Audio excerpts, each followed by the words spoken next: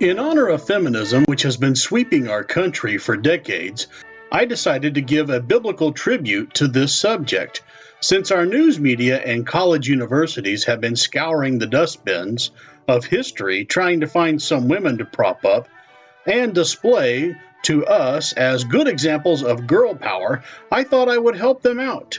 In looking at their list, we are treated to Billie Jean King, the tennis player who bravely played a tennis match against some old guy who may have been her father. Of course, just kidding. I would have double-checked these facts more closely, but I fell asleep from sheer boredom. This was called the Battle of the Sexes in 1973, which turned out to be a big year for feminists. I guess what bores me is the lack of substance in the feminist movement. I guess I'm spoiled when I think of how Sergeant York single-handedly captured over 130 German soldiers in World War I, or Fireman Matt Holliday, who jumped into a burning building to save a 70-year-old woman. That's someone to look up to. And the untold number of people that save lives, like this mother who got to spend her first Mother's Day grabbing a knife and helping save her husband and newborn daughter from a home intruder. Now that's a woman to talk about. Not a lesbian tennis player who can outscore an old guy. Don't bore us with Billie Jean and her backswing. There are thousands of females who would have made better role models for little girls to look up to. Take, for instance, Queen Elizabeth I of England. She didn't marry into her job like a lot of feminists do. In fact, listen up, feminists, she never married. She survived being thrown into prison, was threatened by the Catholics to get married to a Catholic, but refused. Spain even tried to defeat her with the Spanish Armada, and she even was the inspiration when they named a large plot of land after Queen Elizabeth called Virginia. But let's face it, Queen Elizabeth I had morals, and she read her Bible, so she wouldn't qualify these days for being included in the top 10 lists of feminists. According to our news media, and since all they know how to do is cheerlead for stale old tennis players, I'll come to their rescue and give them the most important feminist in the Bible, Jezebel.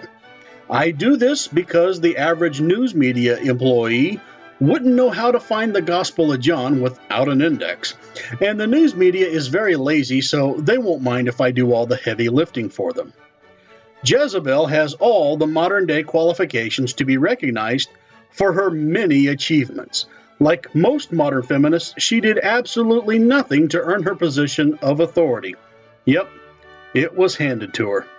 Then, like most feminists that crave power, she married a spineless man who also had done nothing spectacular to earn his position of authority.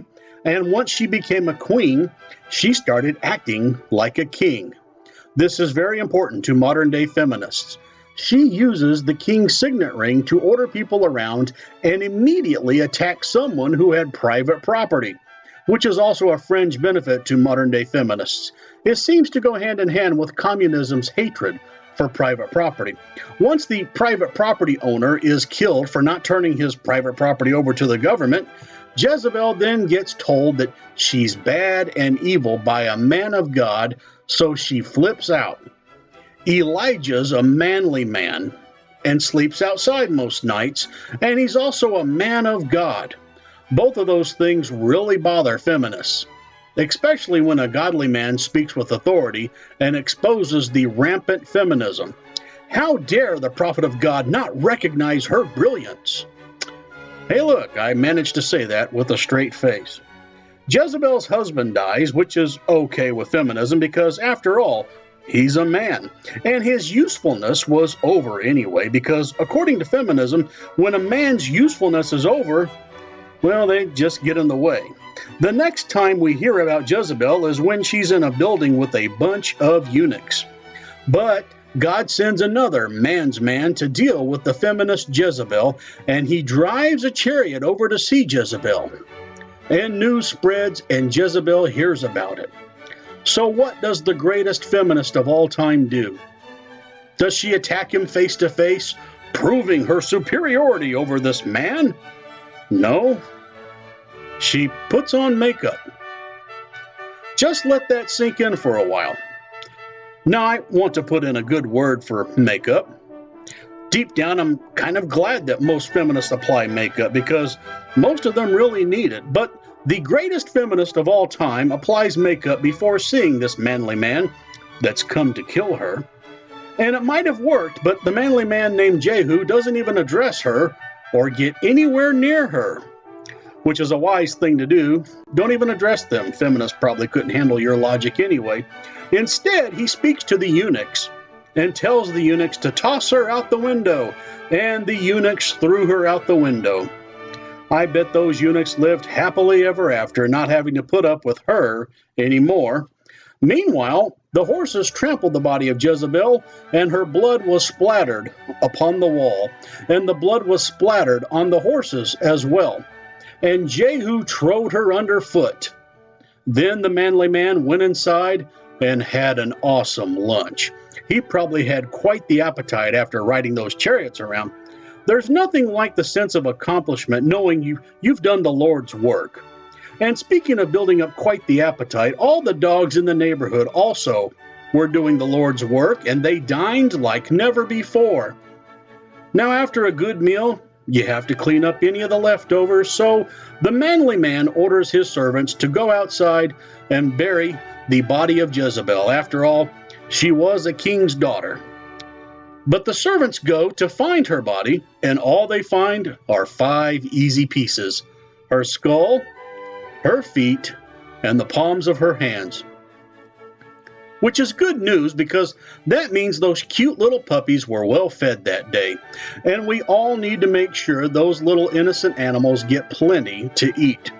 I'm sure all the feminists that work for animal rights organizations would agree with me on that subject and join in on this celebration. Now, normally that would end the story, but I really wasn't kidding when I said that Jezebel was the ultimate feminist in our modern era. The Bible says that the spirit of Jezebel will be very active in the future. A spirit that can get you killed and turn your property over to the government. Your ministry turned over to the government. Your testimony, your finances, your family turned over to the government. It seems that these feminists never truly go away, even after rejection. They never stay buried in the dustbin of history. Instead of propping up losers who don't accomplish anything important so that little girls can worship them, why not train young children to live by the teachings of the greatest philosopher, the greatest provider, the greatest teacher, the greatest lover, the greatest motivator, the greatest healer, and the greatest overachiever of all time? The teachings of Jesus should be propped up and admired by school children all over the world. And if you get saved today, then you will have hitched your wagon to the greatest God that anyone could have ever hoped for. Now, I realize this message was probably rougher than the smooth and polished messages some of you are used to, so I'll leave you with something warm and fuzzy.